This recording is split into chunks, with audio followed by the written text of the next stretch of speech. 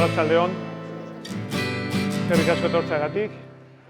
Mikel Jauregi eta Koldo Ortega, gurekin gaurkoan, Santa Maria Madalenaren inguruan hitz egiteko. Esan diate, puntual, pues puntual, justo zazpintan, puntuan, eskerrik asko etortzeagatik. Ezagutu zure hiria beste saio bat dugu, jende asko etorri zarete, eta eskertzekoa da. Zuek biloi eskerrik asko, Arma Plaza Fundazioekin eta udaletxearekin kolaboratzeagatik, beti presa zaudete, eta eskertzekoa da benetan, hobeto ezagutzeko gure hiria, programa honen izenburuak esaten duen bezala. Agradeceros que estéis aquí, ya estamos fuera de pandemia y volvemos un poco al formato de siempre. Gracias a Mikel y a Koldo por colaborar con el Ayuntamiento y con la Fundación, porque siempre están dispuestos es gente joven, activa, y con muchas ganas de trabajar y de ponernos deberes. Bueno, hoy vamos a conocer muchas historias de Santa María Madalena. Agradeceros una vez más eta suena de hitza. Eskerrik asko. Más jóvenes que hoy no vamos a ser nunca.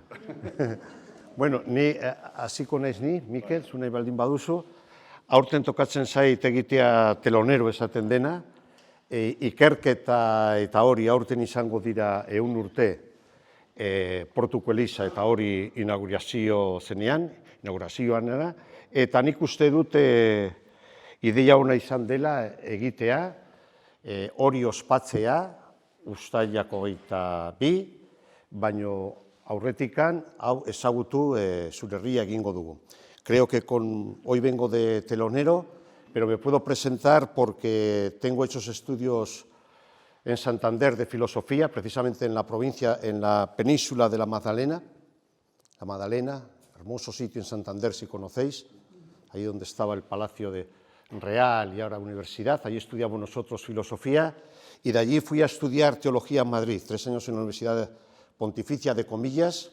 Entonces hoy si me atrevo aunque soy Ortega y Cano, pero si me atrevo a salir al ruedo es precisamente porque vengo con un título también, con unos estudios de teología. Yo me presento ante vosotros, si no lo sabíais, como teólogo también, que es lo que me ha encargado Mikel muy amablemente, que hago hoy para vosotros y vosotras. No, hombre, amar minuto. Cuanto más conozcamos por qué vuestros antepasados, y ahora los míos, hacen lo que hicieron en esta ciudad, las razones que tuvieron, eso es lo que tenemos que sacar a la luz. Y esa es nuestra misión. Lo que tenéis y habéis guardado en este archivo tan importante es una alegría poder sacarlo a la luz, porque hay una historia de mucho peso. Estamos en un pueblo, para un historiador y hoy para un teólogo, pues hay mucha materia y es una felicidad y un honor que me haya invitado Mikel Jáuregui a compartir esta mesa. En verano del año pasado, el 22 de julio, estuve también en Madrid en una cumbre María Magdalena que se llamaba. Grandes especialistas del mundo y pude tomar parte en esa cumbre, más que congreso, que se titulaba Del mito a la historia.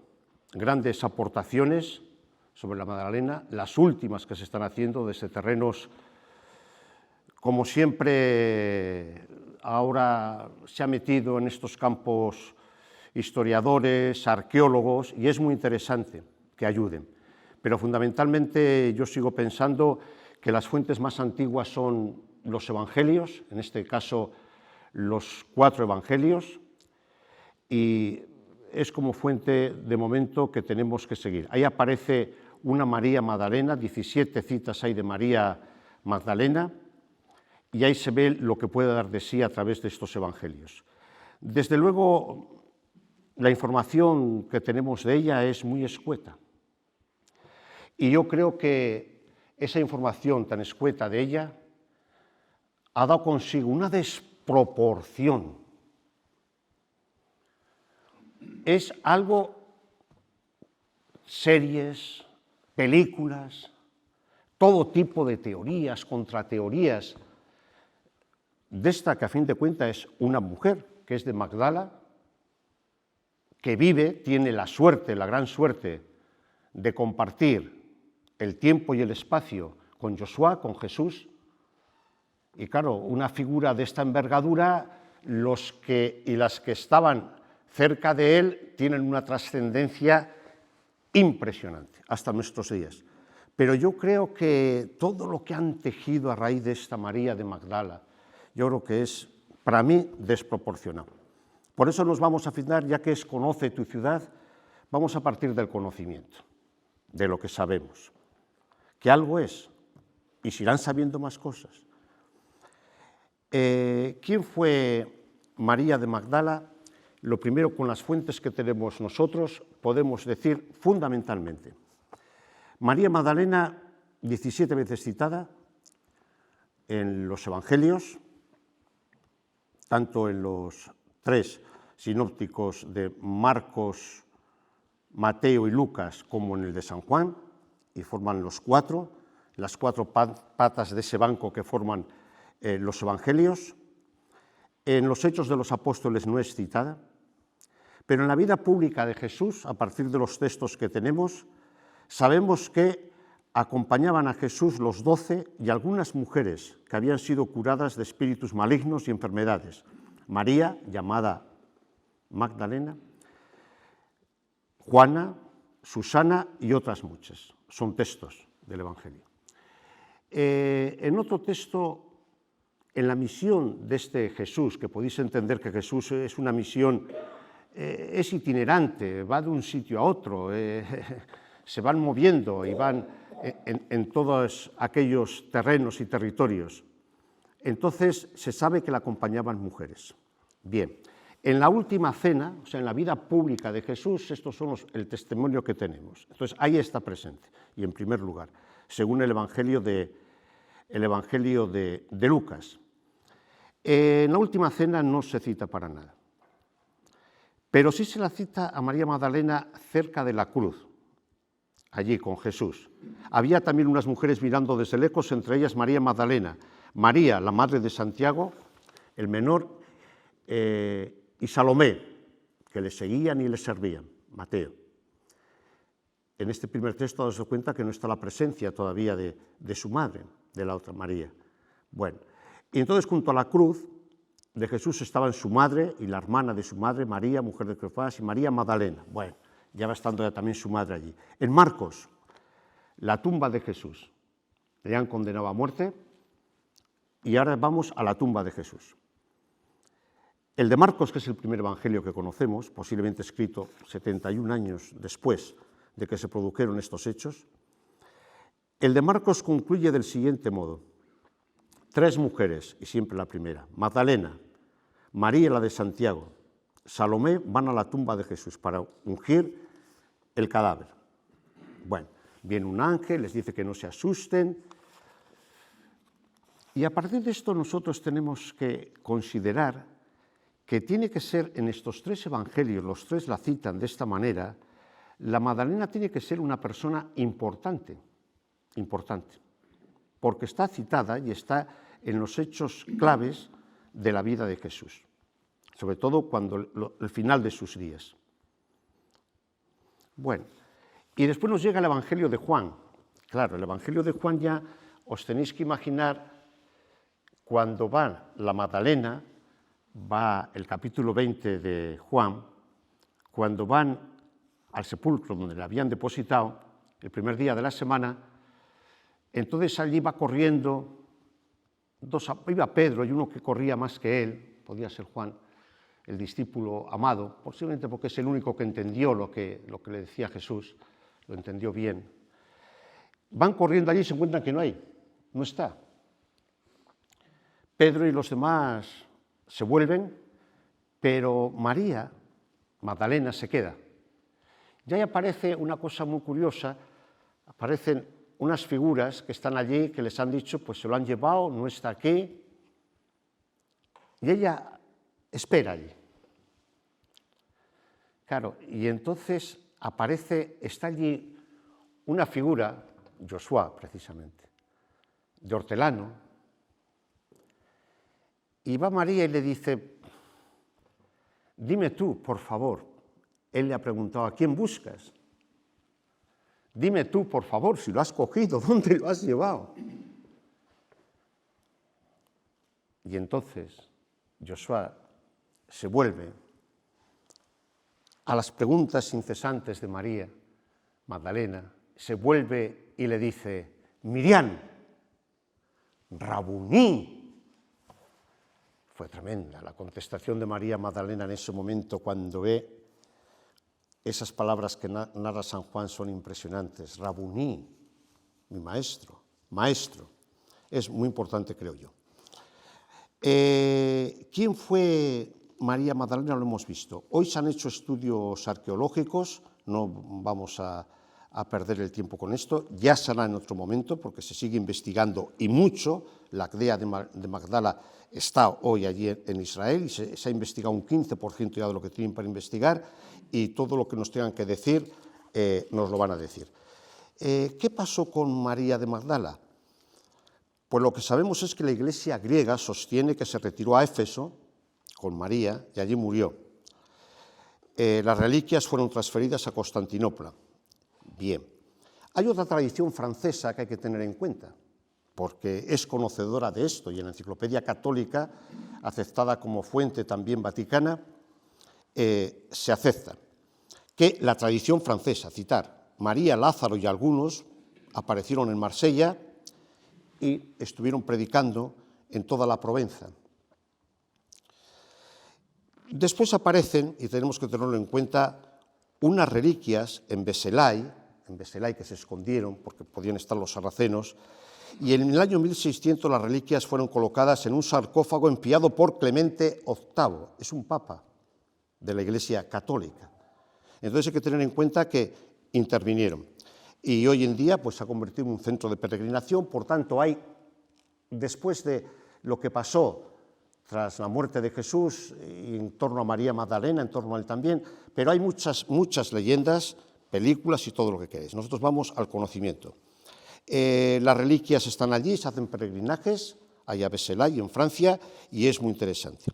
Y según mis conocimientos, el Marcucci, un obispo en Roma, en 1781, entrega, por medio de un documento, tiene que estar en la cofradía de Ichasqui, son en cofradía, en Hondarribi, hay un documento, parece ser que hay una reliquia de María Magdalena, que la tenemos aquí también en Hondarribia.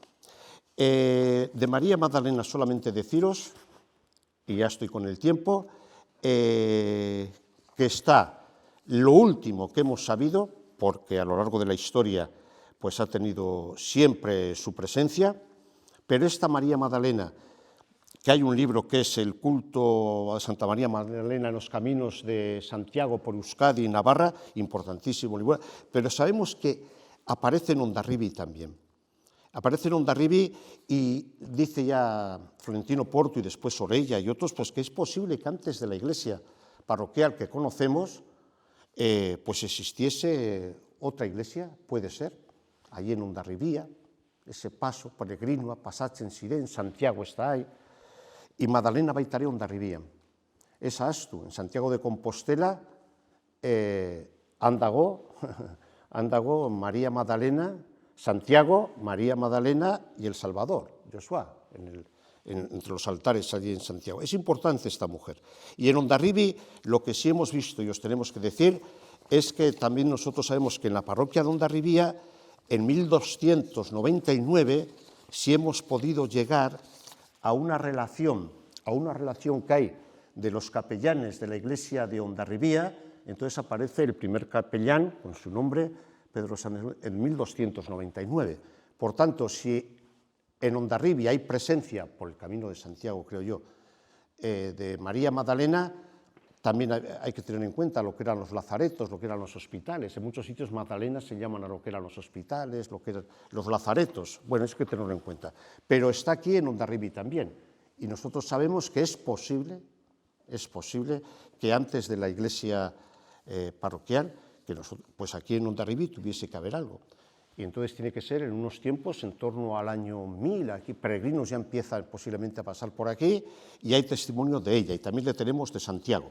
Bueno, pero lo último que ha aparecido, y acabo, esto es lo que nos hace sentir orgullosos, y muy orgullosos, y vivirlo como se merece, porque esto es de una impronta impresionante. O sea, en el boletín del Estado Vaticano, del Vaticano, nosotros tenemos un testimonio muy importante, está hecho en latín, donde se le va a nombrar, se va a hacer que María Magdalena, Santa María Magdalena, después de todo lo que ha pasado, vicisitudes a lo largo de la historia, pues sea considerada como apóstola de los apóstoles. Aquello que decía Santo Tomás, ya se dio cuenta Santo Tomás de Aquino, apóstola de los apóstoles, daos cuenta que ella tiene una misión, ella es la primera que ve a Jesús resucitado, la que tiene que comunicarlo, eso es muy importante. Entonces la Iglesia, ahora, en el año 2016, ha sacado el decreto 257-16 del año 16, la Iglesia, tanto en Occidente como en Oriente, ha tenido siempre en gran consideración a Santa María Magdalena, la primera testigo y evangelista de la resurrección. En la actualidad, cuando la Iglesia es llamada a reflexionar más profundamente sobre la dignidad de la mujer, el ejemplo de Santa María Magdalena se ha propuesto también a los fieles de un modo más adecuado. En efecto, esta mujer, conocida como aquella que ha amado a Cristo y que fue amada por Cristo, llamada por Gregorio Magno, testigo de la misericordia, y Santo Tomás, el apóstol de los apóstoles, ha propuesto a los fieles, proponemos, que sea paradigma del servicio de las mujeres en la Iglesia. Por eso el sumo pontífice Francisco ha establecido que la celebración de Santa María Magdalena de ahora en adelante sea inscrita en el calendario romano general con el grado de fiesta en vez de memoria.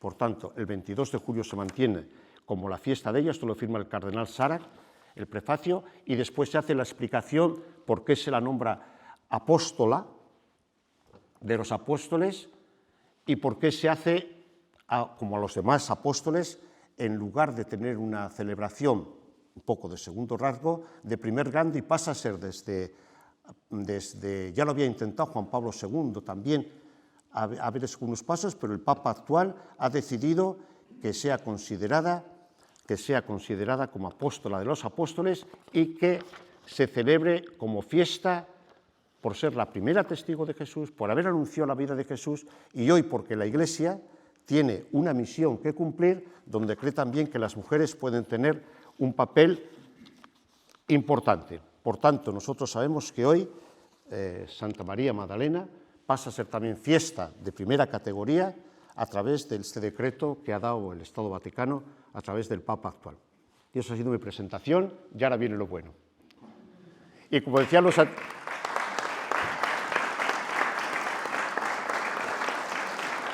Bueno, como decían los antiguos, tengo que presentar a Miquel Jáuregui, que no hace falta. Pero bueno, se decían nuestros antepasados también que nunca segundas partes fueron buenas. ¿Sabéis por qué? Porque fueron mejores.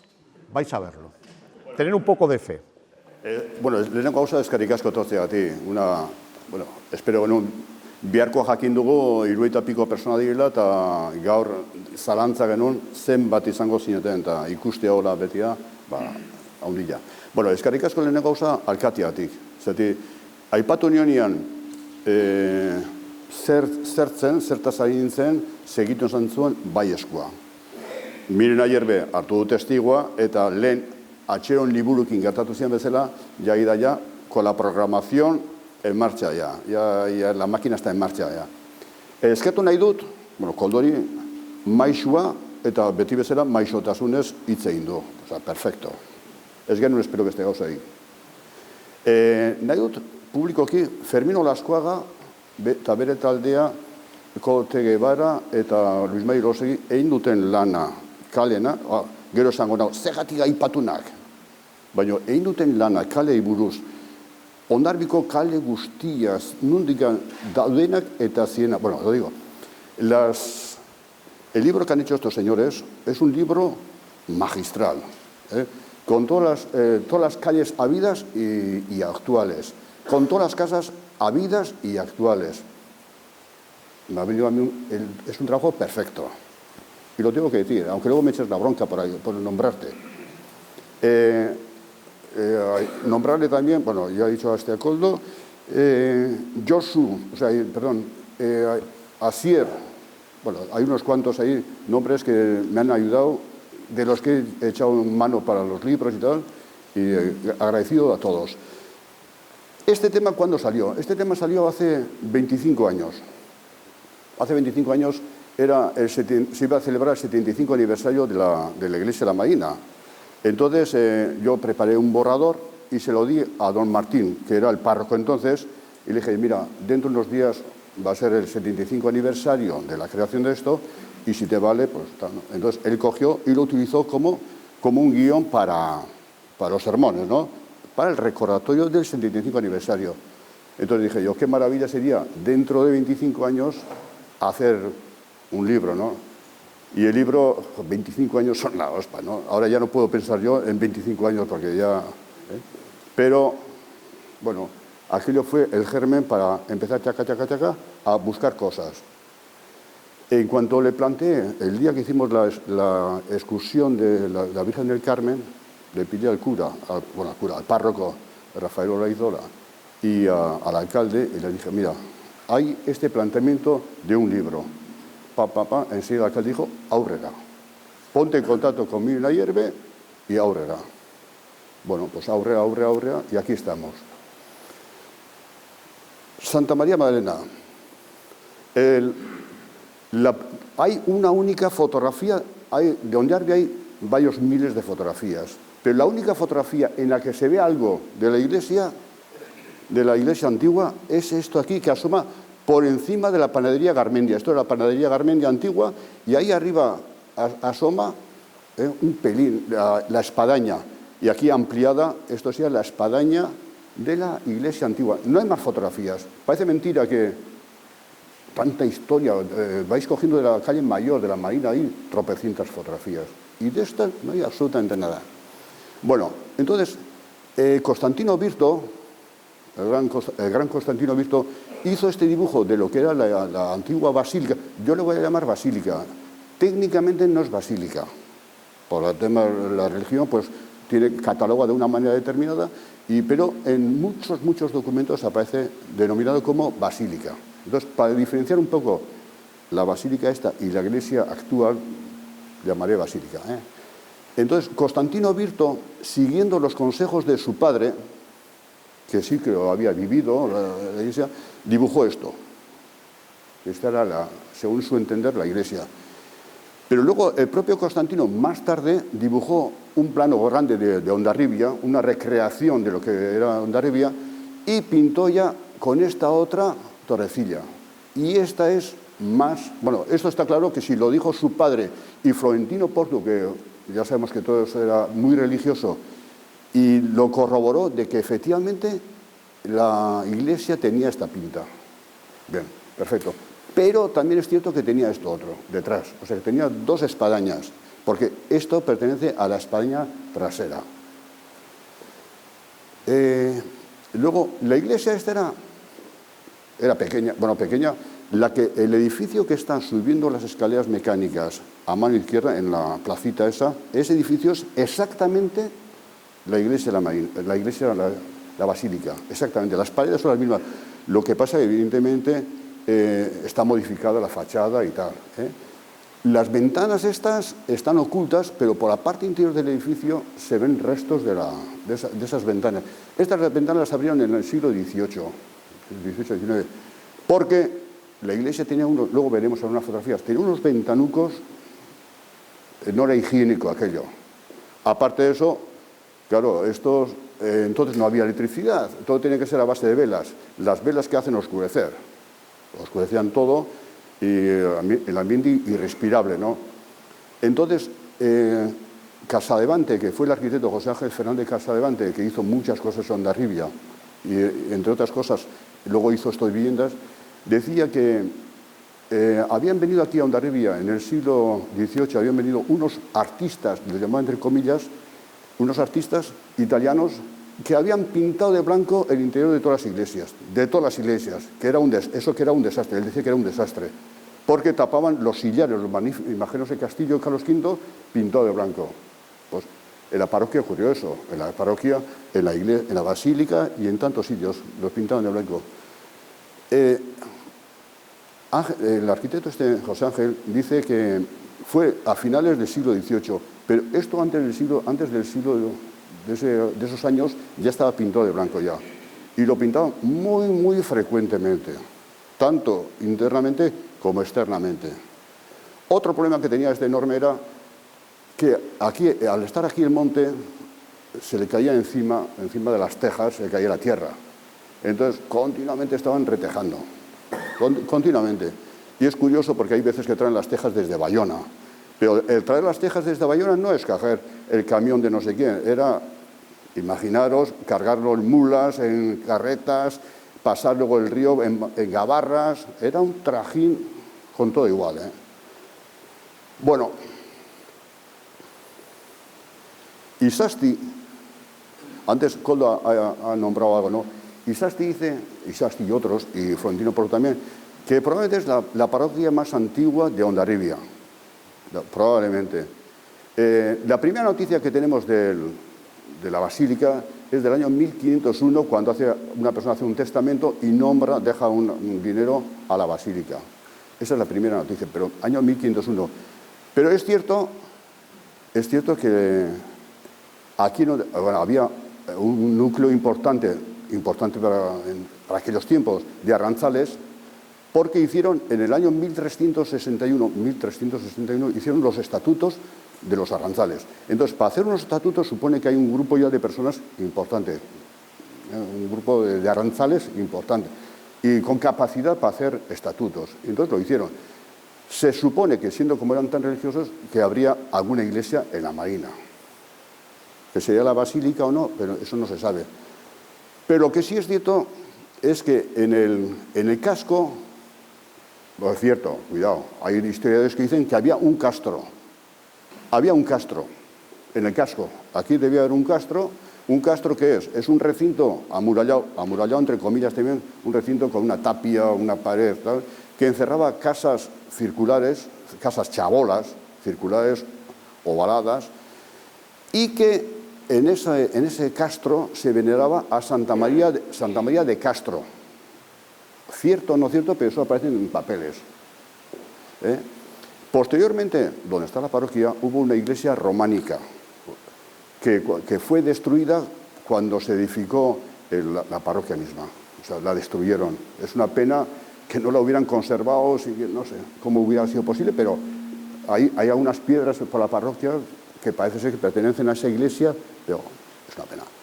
Entonces, en el año 1471, como digo ahí, el conde de Armenac, un caballero francés, puso la primera piedra de esta parroquia, en el año 1471. Ya digo, aquí la basílica fue nombrada en 1501 por primera vez y tal.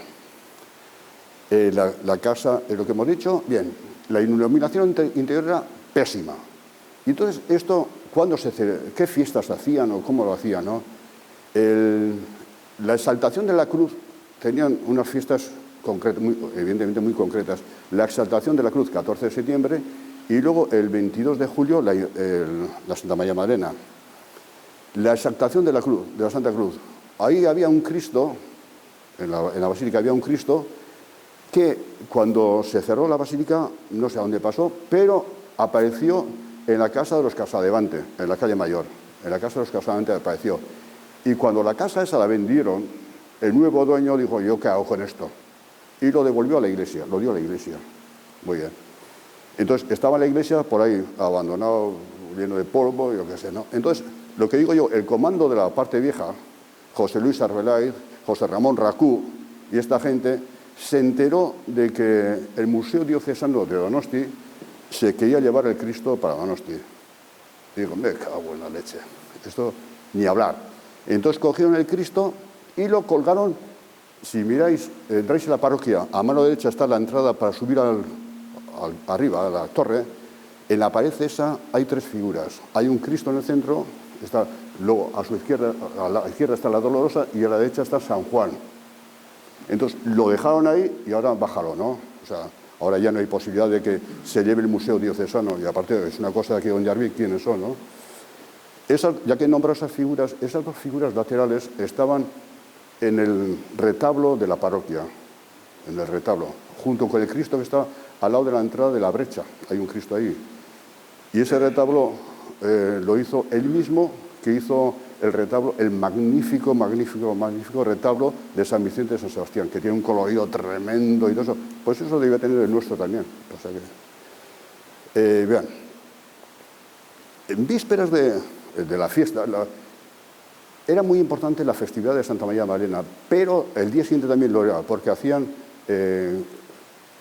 por los difuntos, por los arranzales difuntos, todo eso. Entonces hacían procesiones. Para hacer la procesión, previamente limpiaban de la suciedad que se acumulaba de año en año y adornaban la iglesia con juncos verdes y tal. La misa la oficiaban unos sacerdotes que de año en año van aumentando. Lo máximo que he visto para yo son 15 sacerdotes oficiando esa misa, 15 sacerdotes que cantaban. Y luego además había 5, en algún año hay hasta 5 estudiantes que supongo que son los seminaristas. Entonces, debía ser un acto muy brillante, ¿no? Todo eso. Además, bueno, a todos y cada uno se les pagaba, claro. Y se le pagaba al sacristán, se le pagaba a la serora y se pagaba más al que echaba al que rezaba, leía el Evangelio y la epístola. A eso también pluses. Y luego además estaba el predicador. Y el predicador era un fraile capuchino.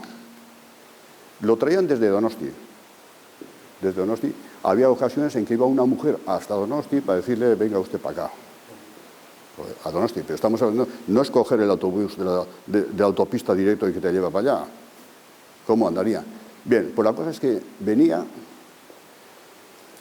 con un acompañante. Entonces hay cuentas del acompañante, del caballo, del susugorda, la comida, la cena, el alojamiento y todo eso, tacatrá. Era el capuchino.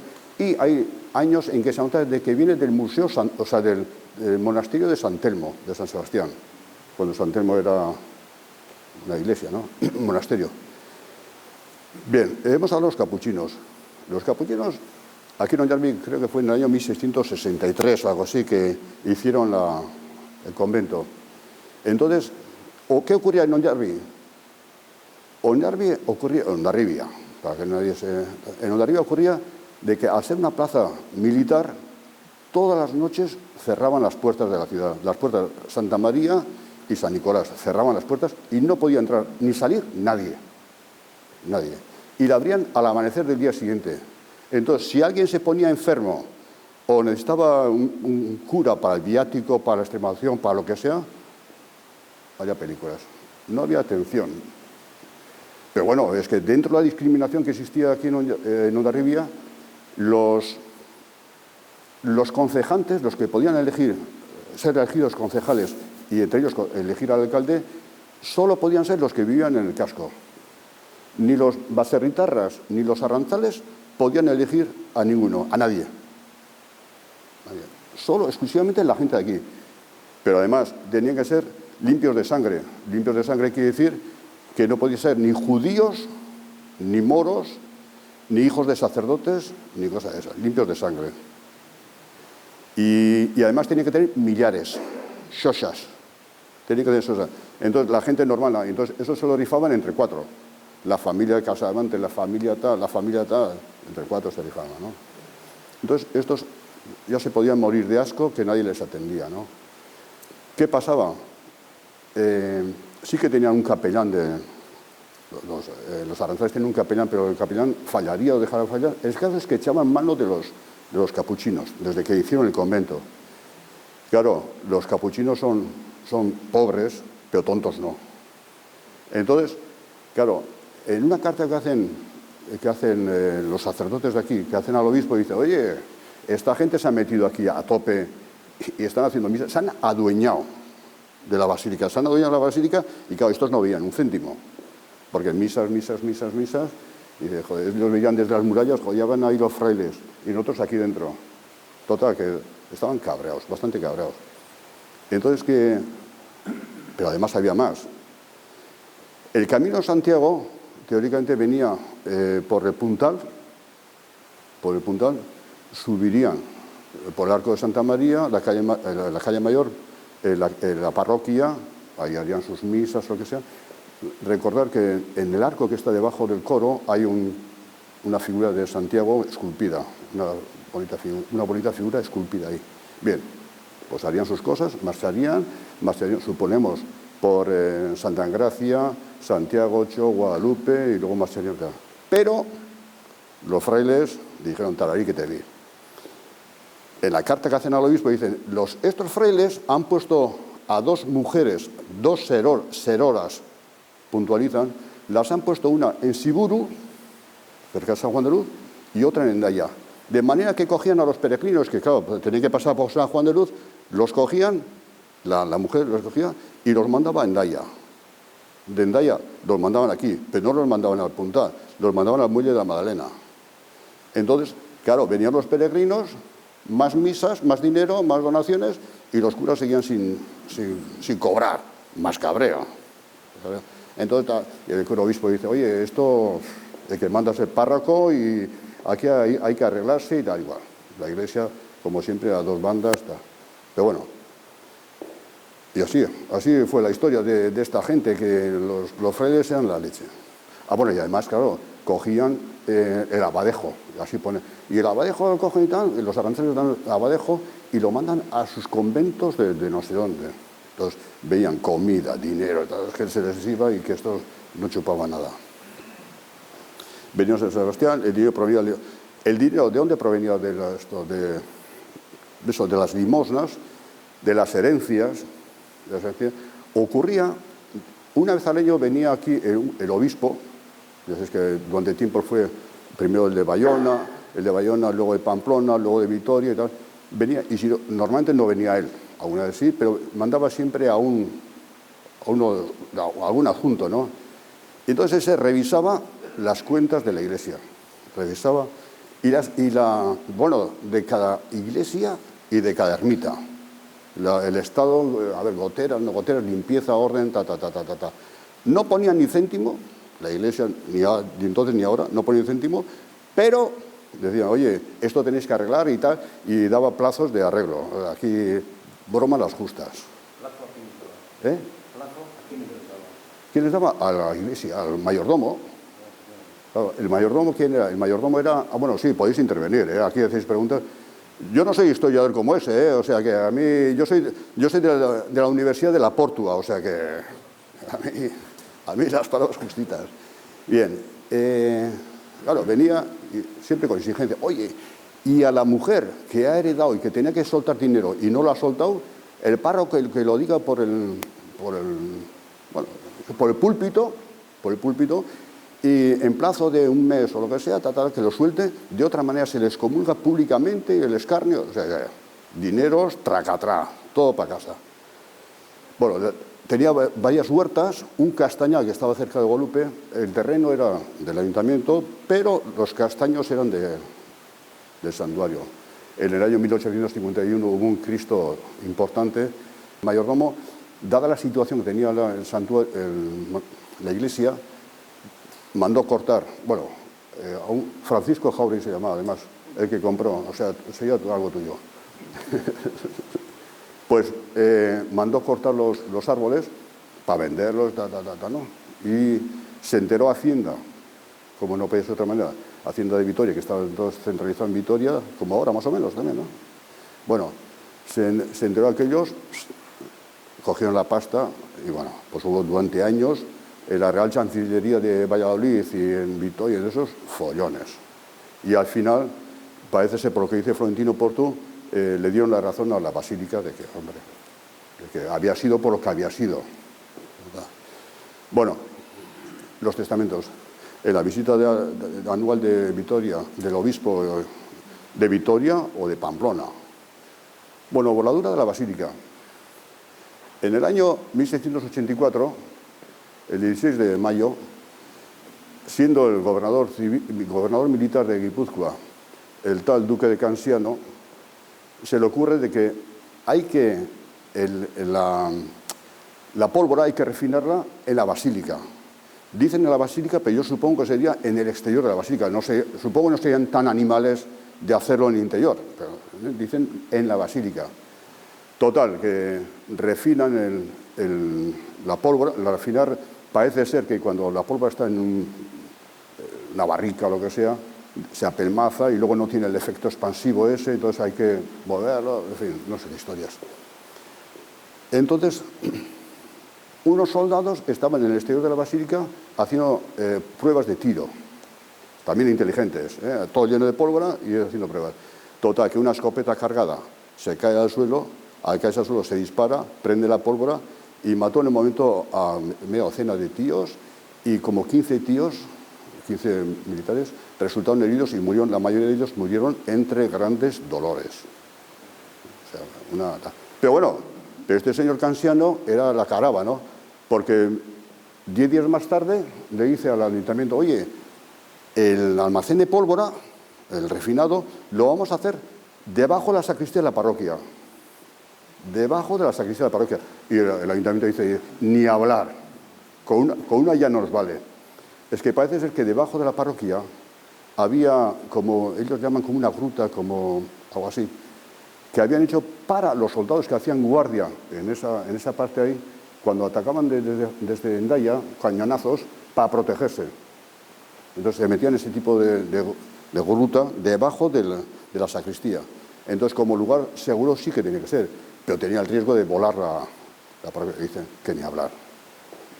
Y bueno, pues que no lo hicieron. Le dijeron, oye, constrúyete por ahí lo que quieras, porque antes había dos polvorines aquí, uno al lado del castillo y otro el de la Magdalena. Sí, tengo que decir una cosa. Yo cuando estoy hablando de esto, de la iglesia y no sé cuántos,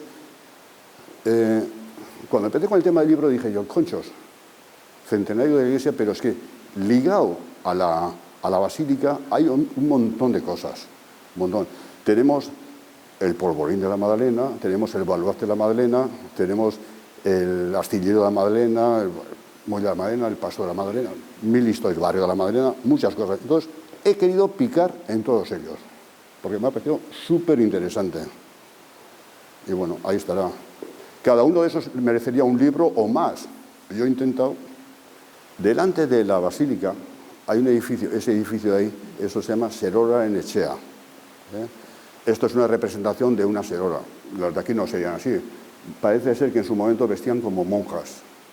Vestían así, a saber. El mayordomo y la serora eran nombrados por el ayuntamiento. Muchas veces también el propio mayordomo. El mayordomo rendía cuentas, todo, y la serora entraba bien. La serora, ¿cómo entraba como tal serora? La serora primero tenía que ser viuda o soltera.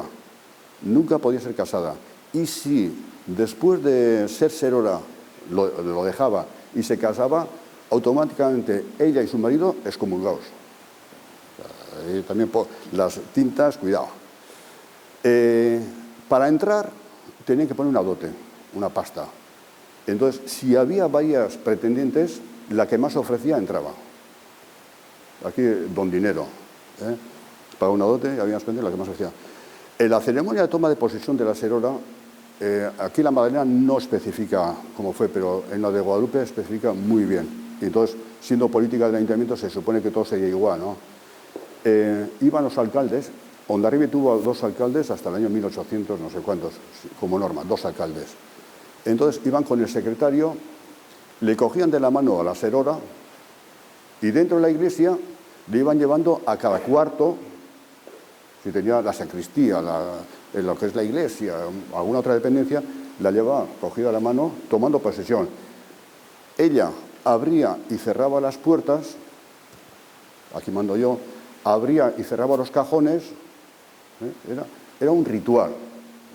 Le daban también la lista de lo que había en la iglesia, cálices, copones, lo que sea, y tenía que dar luego cuenta, sobre todo el mayordomo tenía que dar cuenta de que al cambio de mayordomía tenía que existir todo eso, ¿no? Inventario, bien, año 1719. Hondarribia ha tenido, como plaza fuerte, tuvo varios sitios, unos cuantos sitios. El primero fue en 1280, en el que destacó Machín de Arzu, el personaje Machín de Arzu, luego se dio la calle. 1300, no sé cuánto, bueno, hay unos cuantos. En el siglo XV, en el siglo XVI, en el siglo XVII, que es el año 1638, con el sitio famoso que luego salió el alarde. En el año 1719 y el 1794, que fue el último. Aunque luego en la guerra carlista también hubo un tipo de de sitio, pero ya entonces las murallas ya habían desaparecido. Bueno, en el año 1719, Hondarribia fue cercada y entonces el ayuntamiento coge, lo que hacían era lo que eran los tesoros, digamos, de las iglesias, de los santuarios, de basílicas y todo, lo cogían y lo mandaban a lugar seguro, o lo enterraban, no sabemos dónde. Pero en el año 1719 sabemos el proceso que hicieron, hasta el Goibar, por lo de siempre, caballos, gabarras, no sé qué, carretas. Pero luego se entera el ayuntamiento de que el ejército francés iba a entrar más tierra adentro, con lo que eso corría riesgo. Entonces lo deciden mandar a Vitoria. Eso además pues con guardias de seguridad y tal, porque había una pasta, ¿no? Bien. En el año 1794, bueno, eso fue tremendo porque ese año los franceses pusieron sitio a Hondarribia el 1 de agosto y el mismo día se rindió la plaza, cosa que no había ocurrido nunca jamás. El mismo día se rinde la plaza. Entonces, claro, había 2.000 soldados en Hondarribia, 2.000 soldados. No sé cuánta artillería, no sé cuánta munición, no sé cuántos víveres. O sea, estaba perfectamente preparado para aguantar un sitio largo. Pero se rindió el mismo día. Entonces cogieron los franceses y se llevaron presos a Bayona, a la cárcel de Bayona, al alcalde y concejales, hasta que cantaran dónde estaban los tesoros. Claro, al final tuvieron que cantar y todos esos tesoros luego desaparecieron. Claro. Entonces hubo un consejo de guerra en Pamplona, consejo de guerra, y se demostró, Hondarribia demostró que el ayuntamiento no quiso rendirse, que fueron los militares los que se rindieron. Que Hondarribia quiso pelear y tal, ¿no? Entonces el rey de turno le dio a la ciudad el título de muy siempre fiel, que es el último título que tiene Hondarribia. Muy noble, muy leal, muy valerosa y muy siempre fiel. Fue a raíz del sitio ese de Marras. Bueno, luego al año siguiente, en 1795, se firmó la paz de Basilea y supuestamente, bueno, claro, los franceses tuvieron que marcharse y supuestamente tenían que devolver los regalos, pero bueno, lo que está claro es que con cada ejército siempre iban detrás mercaderes.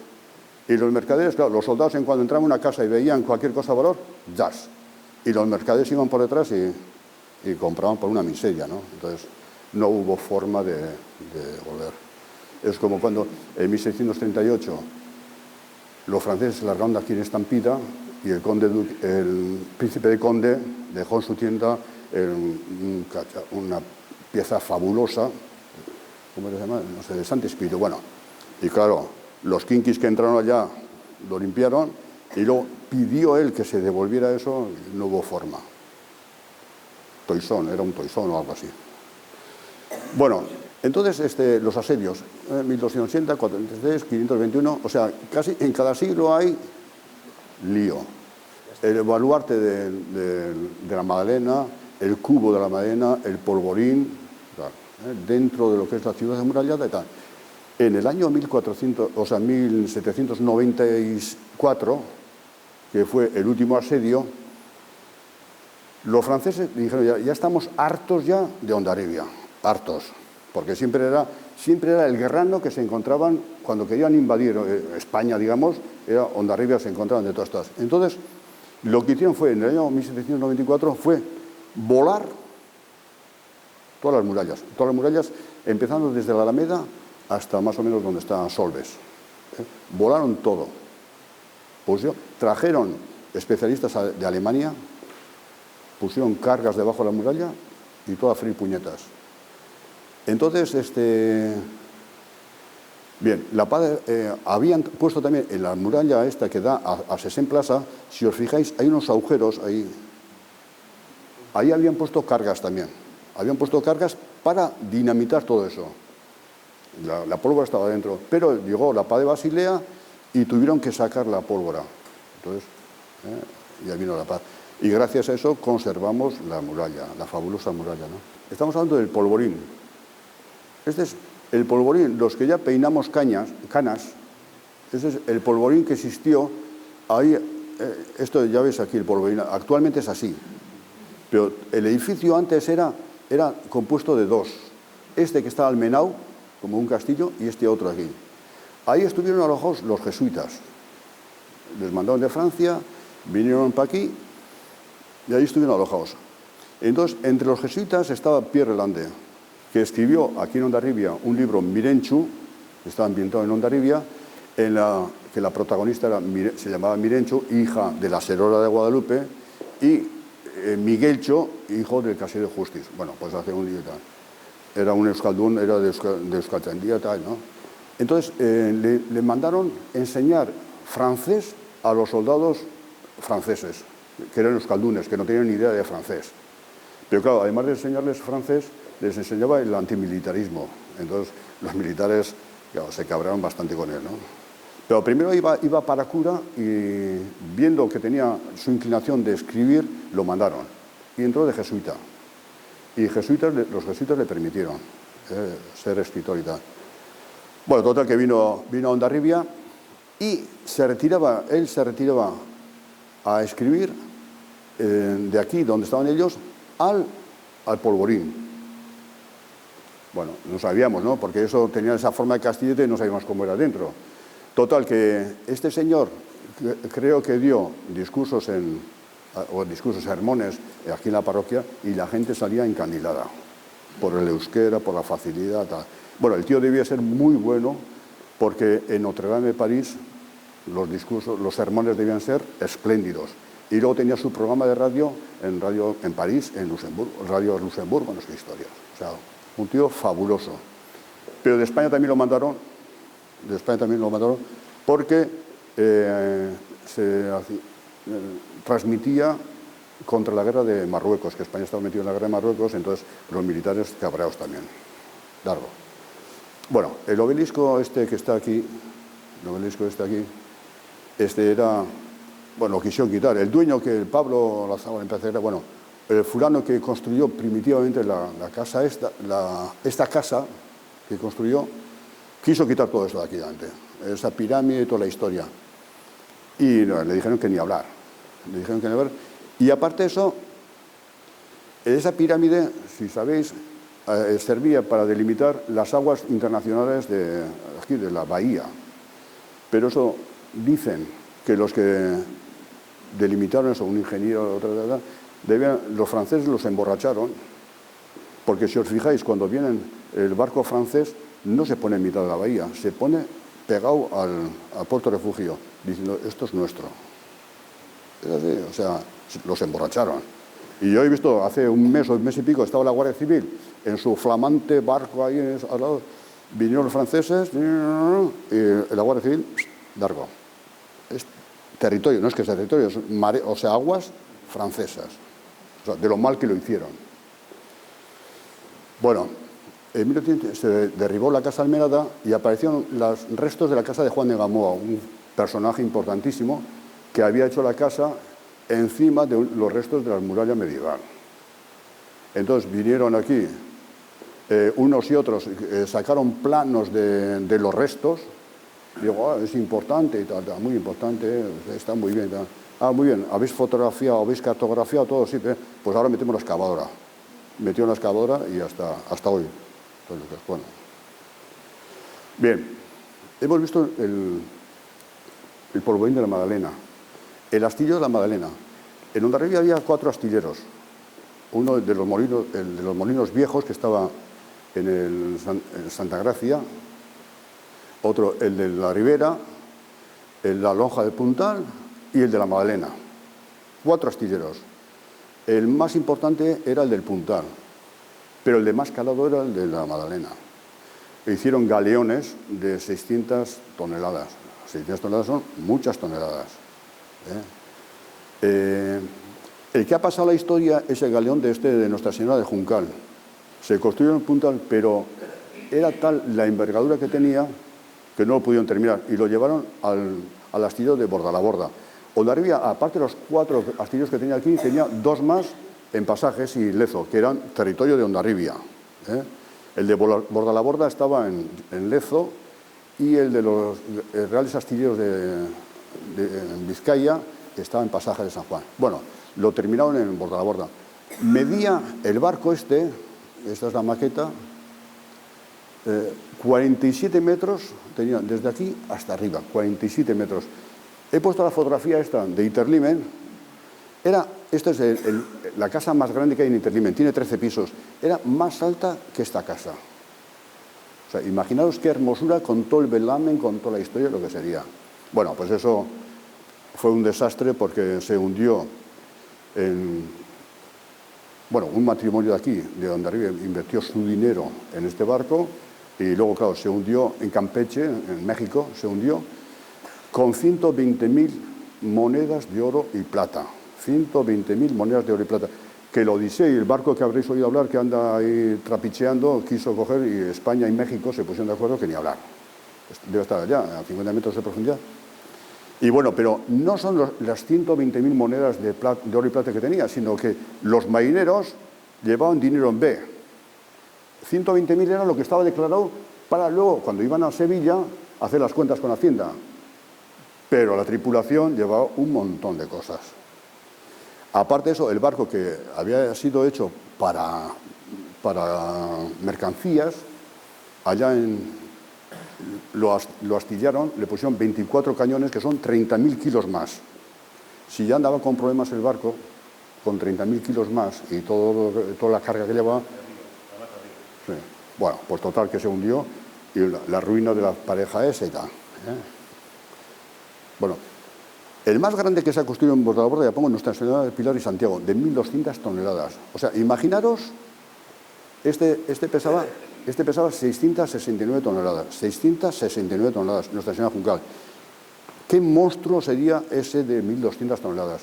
De manera que el rey de España, que estaba no sé dónde, cuando se enteró que el barco iba para Cádiz, fue a Cádiz para verlo, porque debe ser fabuloso. Bueno, fue luego nao capitana y todas esas cosas. En la madera, un barco, un galeón de 450 toneladas, hicieron un contrato con un dueño de Chiplao, de unos terrenos de Chiplao, para 600 robles. Para hacer un barco, un galeón de 450 toneladas, 600 robles. Imaginar lo que haría falta para este que pesaba 669 toneladas, o ese otro de 1.200 toneladas. ¿Cuántos árboles hacía falta? No solo la cantidad de árboles, sino el transporte, el otro, la moto, ¿no? Impresionante. Bueno, Hondarribia tenía el muelle de la Magdalena. El muelle de la Magdalena era esta cosita de aquí, que era un pequeño espigón de Chichinabo. Ahí está la iglesia de la Marina, que no tiene la torre y que la sacristía estaba sin cubrir. Perdona, me comentaste que si quitaban un roble tenía que plantar otro. Sí, bueno, otro no, varios, no sé si eran 2 o 3. No, eso como norma. Como norma. Tenían que plantar, el Ayuntamiento de Hondarribia eso lo llevaba a rajatabla, porque si no, esto se despoblaba rápidamente. Pero no solo Hondarribia, sino a nivel estatal, lo he oído así. Porque claro, imaginaos, 600 robles de Chiplao, a pocos barcos que hicieras, ¿dónde vas? Bueno, ya ves ahí, entonces ya digo, la iglesia Marina sin la torre y la sacristía sin tejado y tal. El lavadero de la Magdalena. Bueno, el lavadero de la Magdalena era una cosa que estaba pegada, un edificio estaba pegado a Serón Enechea, y como no había agua corriente en casa, bueno, pues iban ahí las mujeres con sus barreños de ropa y tal, iban muy de madrugada a coger sitio. Pero luego iban otros a continuación y les quitaban las marcas de las piedras y tenían cristos. No podían cantar, pero bueno, unas salsas impresionantes. Aparte que la primera que cogía el agua, hasta que esa agua llegaba para allá, ya llegaba sucia y llegaba contaminada y llegaba, pues, todos esos rollos. La fuente, lo mismo, no había agua corriente en las casas, no había agua corriente. Entonces, ¿qué hacer? Pues bueno, el ayuntamiento puso, el 18 de julio, inauguró 7 fuentes en diferentes sitios de Hondarribia, ¿no? Entonces, agua corriente. El camino de la Magdalena. Una vez que el baluarte, que estaba aquí, el baluarte y el cubo de la Mena fueron destrozados, el ayuntamiento hizo abrir un camino aquí hacia el barrio de la Magdalena. Tenemos que pensar el barrio de la Magdalena, ¿qué era? El barrio de la Magdalena era, al principio no había ni calle Santiago ni calle San Pedro ni nada, porque el agua llegaba hasta las escaleras más o menos, hasta las escaleras de las mecánicas, hasta ahí abajo, ¿no? Entonces no había casas.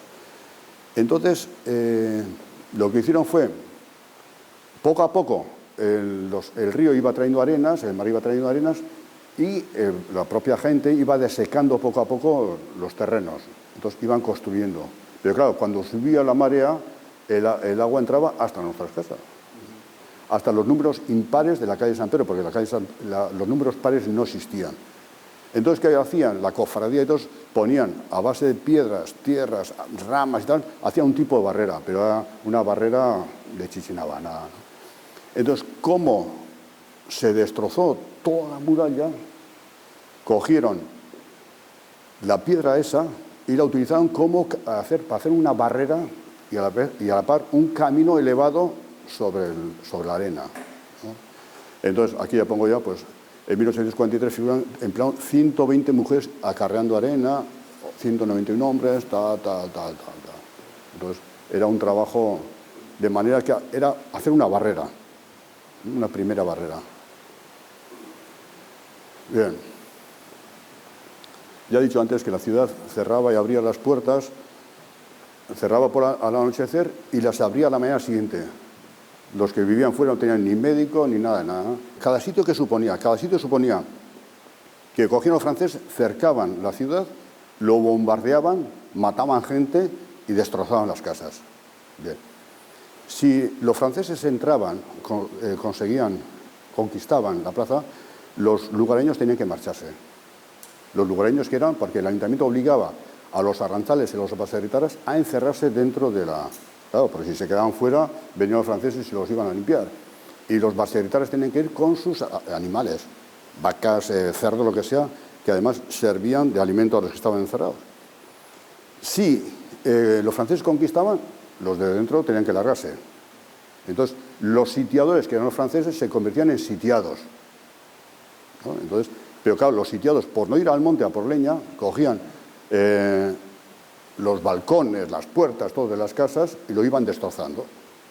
Iban calentándose en invierno, en verano, lo que sea, con la comida, lo otro. Entonces era un segundo destrozo. Primero el sitio y el segundo luego lo que suponía eso. Claro, luego eso había que conquistar. Entonces venían las tropas castellanas y había que conquistar. ¿Qué suponía? Más bombardeos, más destrozo. Entonces era un tercer destrozo.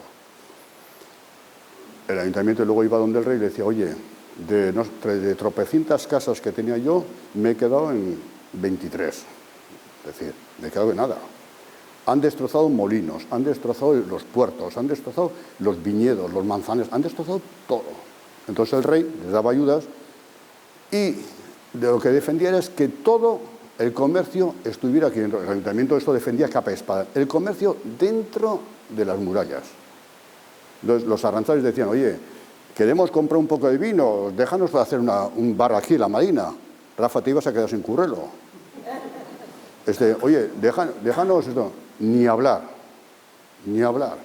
Hasta el año 1800 más o menos, sí. O sea, ni bares, ni tiendas, ni nada de nada.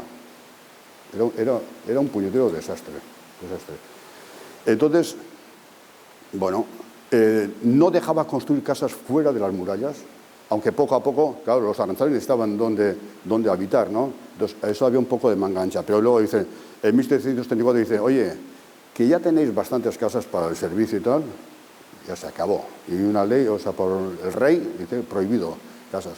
Pero, es que la excusa era también de que los franceses, si conquistaban, si las casas eran de piedra, se encerraban dentro de las casas y no había manera de mandarlos. O sea, era difícil, ¿no? Se protegían. Bueno, pues, complicación. Bien, este era el quartier de la Madalena. Calle San Pedro, números impares. Calle Santiago, el Hospital de San Bartolomé. Y ahí la iglesia de la Madalena. Ya veis que aquí tiene un coscorrito de eso. Bueno, ahí arriba estaba la torre, lo que hemos visto, la espadaña, la segunda espadaña esa. Cuando hemos hablado del Camino de Santiago, claro, venían los del camino y aquí se encontraban con que tenían dónde curarse de sus heridas, el Hospital de San Bartolomé, y que muchas veces se llama Hospital de San Lázaro. Entonces, San Lázaro y Santa María de Magdalena eran hermanos.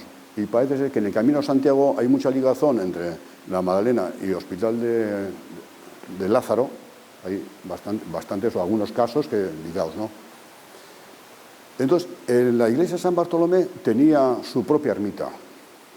Y al tener la propia ermita tenía el mayordomo que nombraba el ayuntamiento y además serora.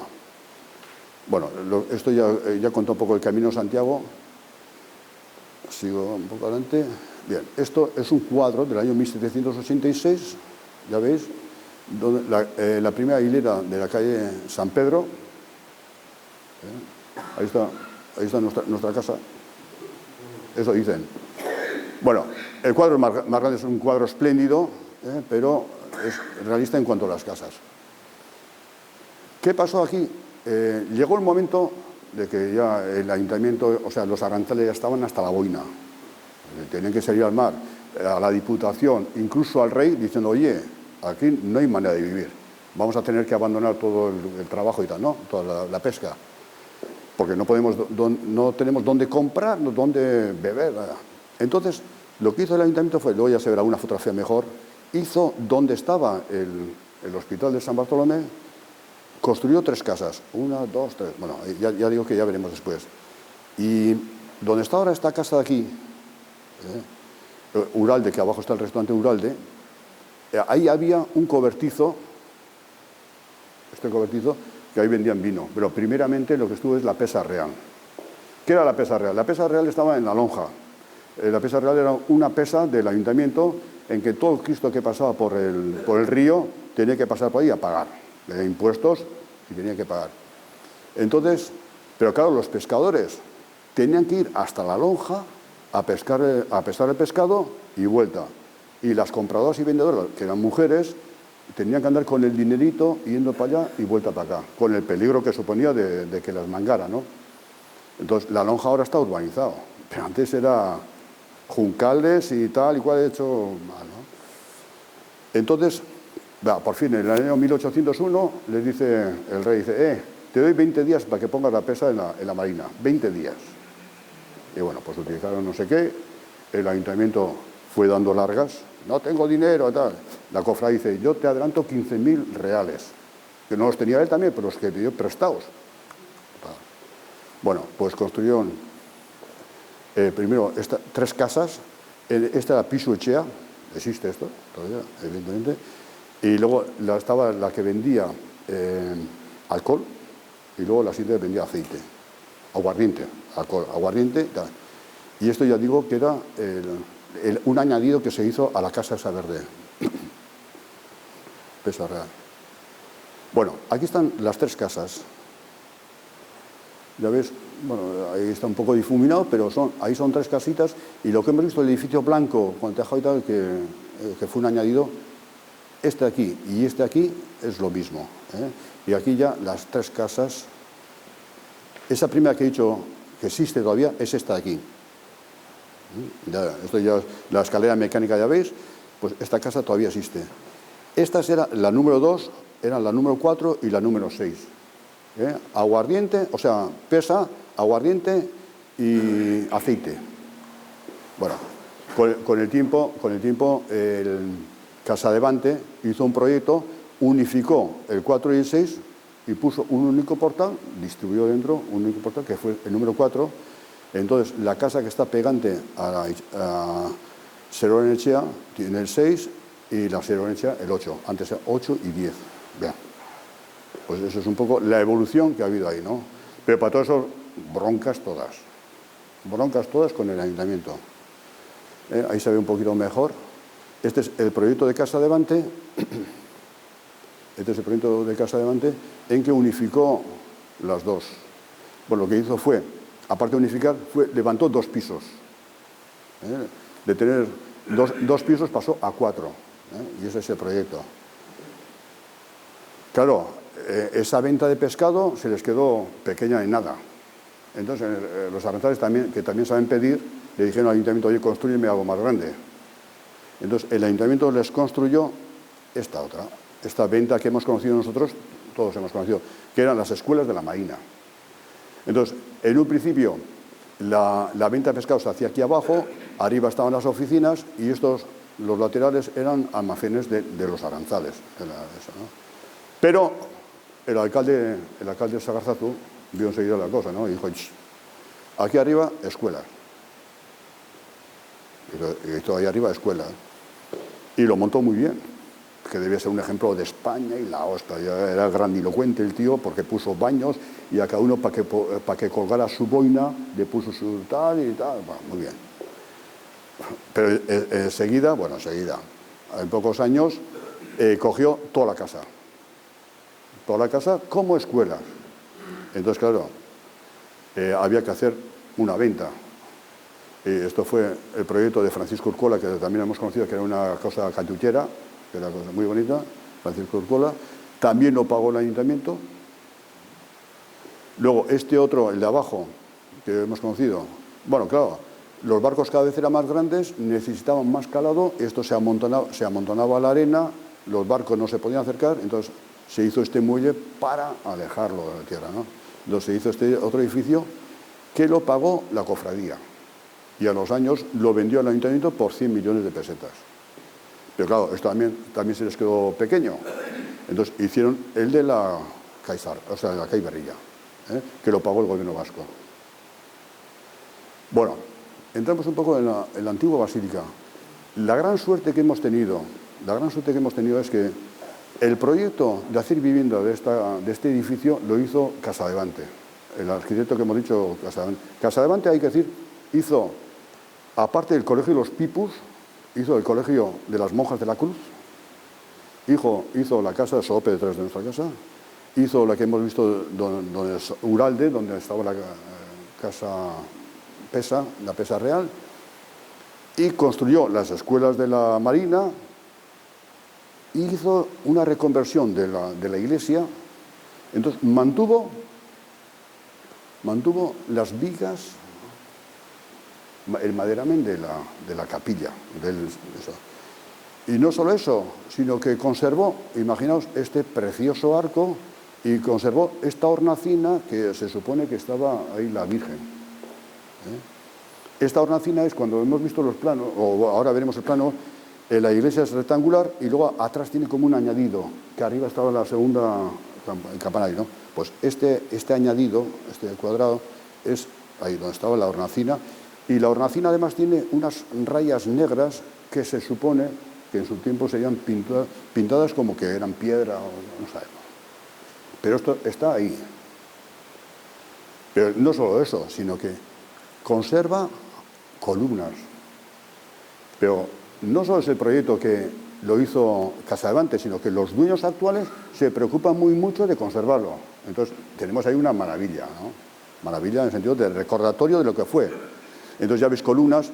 Antes, al principio, he comentado que si exteriormente tenía unas ventanas en arco, entonces por fuera están tapiadas y no se ven, pero por dentro, ya ves aquí cómo está parte de eso.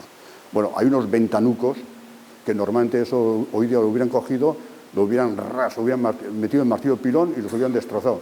Pues han tenido la sensibilidad, fíjate dónde está, este ventanuco donde está, lo han conservado. Y este otro. Y esto es la sacristía, lo que era la sacristía. ¿No? Ahí está, no hay nada, pero bueno. Bueno, esto es un recuerdo a la gente del barrio, que si algún día hacemos el libro, miren, ahí estarán todos nominados y todas esas cosas.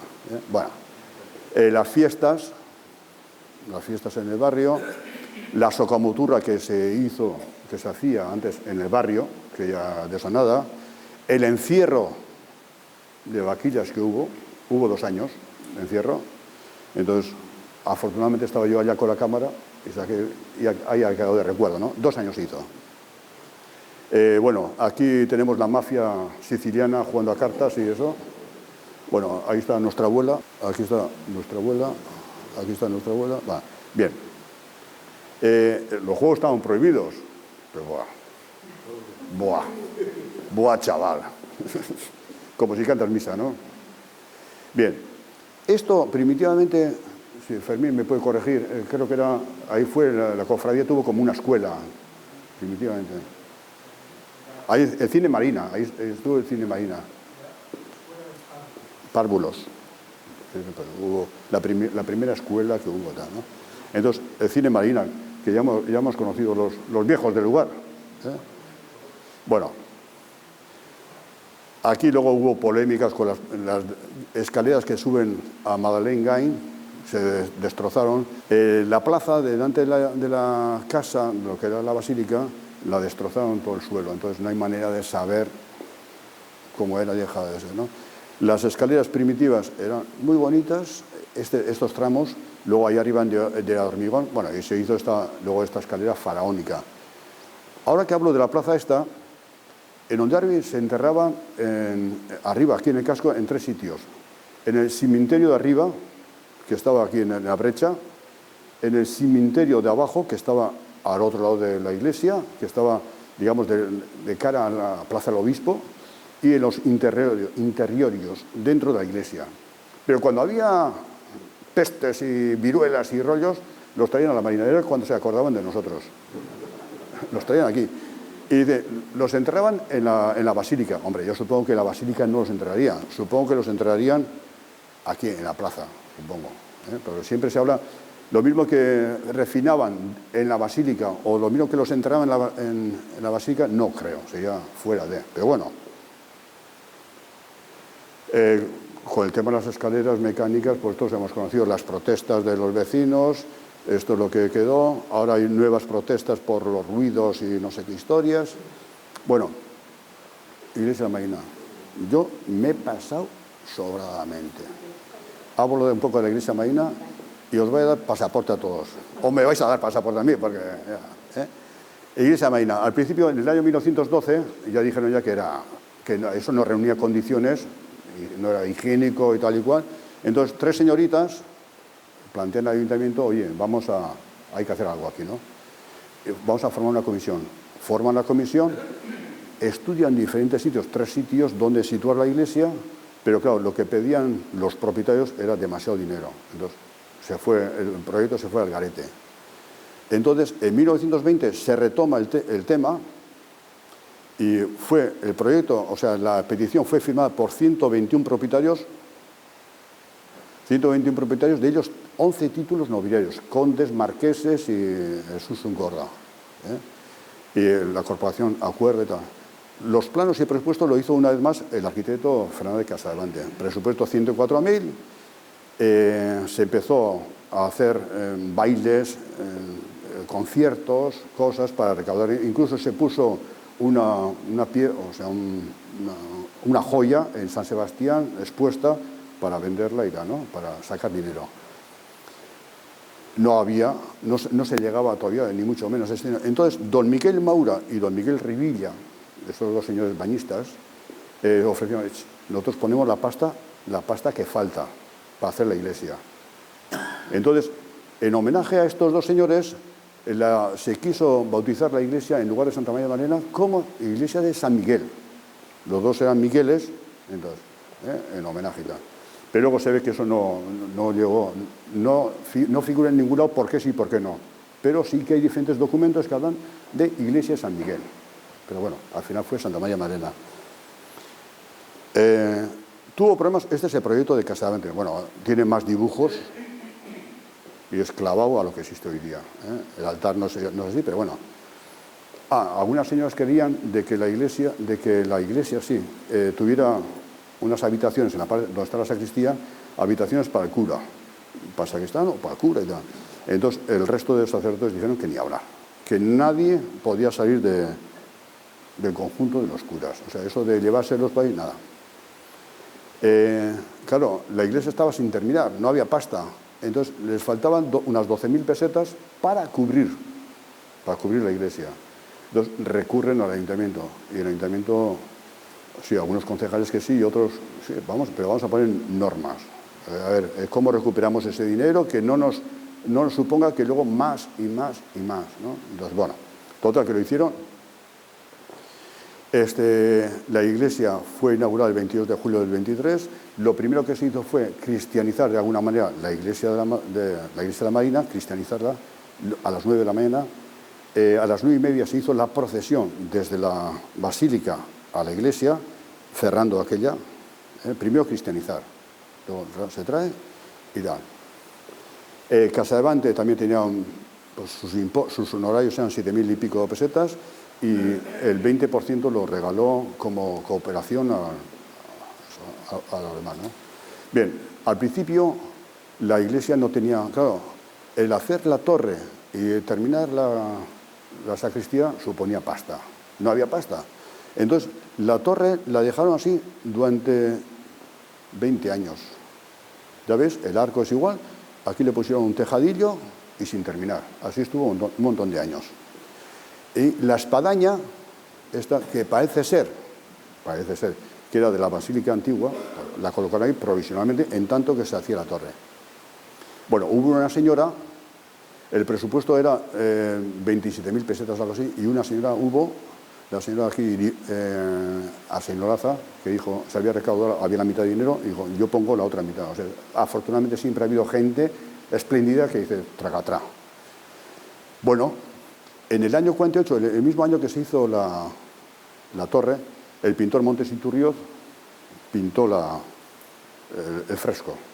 Ahí hay una curiosidad de que cuando estaba pintando el fresco, le venían los arrendadores, estás pintando mal. Estás pintando mal. ¿Y por qué estoy pintando mal? Porque estás haciendo, no sé si lo tengo aquí, bueno, igual ya saldrá.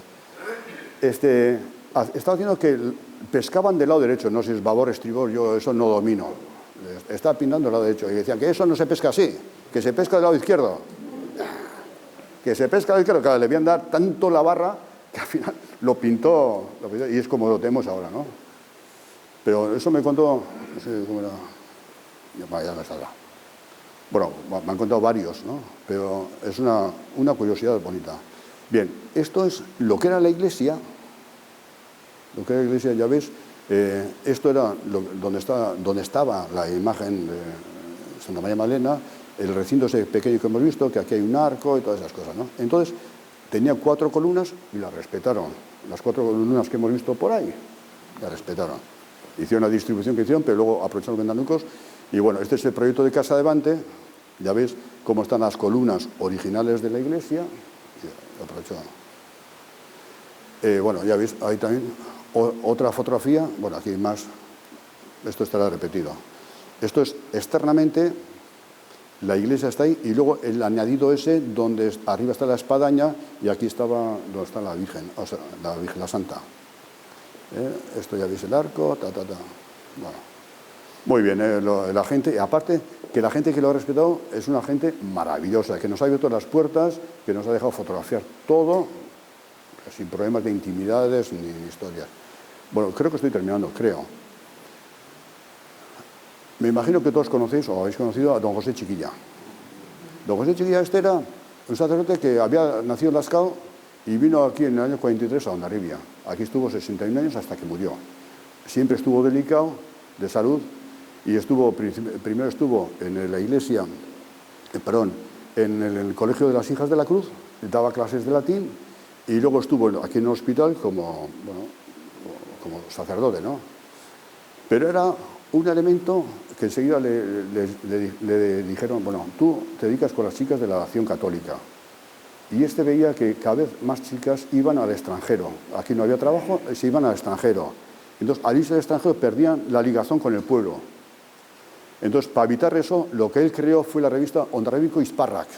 No sé si lo pongo, mira, ahí lo pongo. Hondarribico Izparrak, una revista que él lo hacía en plan fotocopia y lo mandaba al extranjero. ¿Cómo hacía? Dice que había una censura feroz. ¿Cómo lo hacía? Él iba vestido de cura en su mobilet, se iba a Hendaya y echaba en correos en Hendaya. Entonces, de ahí se distribuía pues, al mundo mundial. No tenía otras cosas especiales, pero lo tenía. Entonces, este señor, he tenido la suerte de leer su diario, y tiene un montón de cosas. Sobre todo, bueno, de cosas, de funciones religiosas, procesiones, todo eso, las que queráis. Todas las que queráis. Pero es que además cuenta, pues, 1000 historias. Oye, pues, ¿cuándo se creó aquí la procesión del Carmen? ¿Por qué se creó? ¿Cómo se creó el Belén viviente? Y te dice quién, cómo, cuándo, todos esos detalles que para mí son... Porque muchas veces se dice, el Belén viviente se hizo hacia el año tal, la procesión del Carmen salió hacia el año tal. Ese señor da las fechas. ¿Por qué? La Virgen del Carmen. Vienen aquí las carmelitas de no sé qué año, no sé si se pongo... Bueno, es igual. En el año 40 y tantos vinieron aquí las carmelitas y al principio estuvieron en el número 1 de la calle del Obispo. Luego estuvieron en la Villa Chauchava, al lado de la comandancia. La dueña les dejó y tal. Luego compraron terrenos en Sesen Plaza, en la zona, se compraron ahí terrenos y ahí hicieron el convento. Pero enseguida empezaron de que, oye, aquí las carmelitas necesitamos, pues eso, la novena de las carmelitas y la procesión marítima en honor a la Marina Española. Y aquí le dijo, aquí las procesiones ya tenemos con la Virgen de Guadalupe, ya tenemos nuestra patrona y tal. Pero le convencieron al párroco, así además, es que don José, te lo dice claramente, le dieron la tabarra y tal, le convencieron al párroco y entonces se hizo la primera procesión en el año 49. No sé si lo pone, pero bueno, todo eso está registrado ya.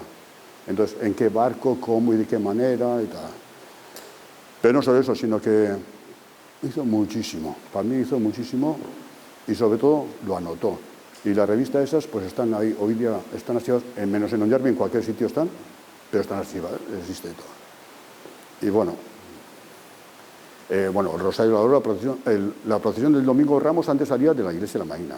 Ahora todos aquí en la calle Mayor, pero antes salía de la Iglesia de la Marina. O en algunos años salió de ahí, de la Iglesia de la Marina.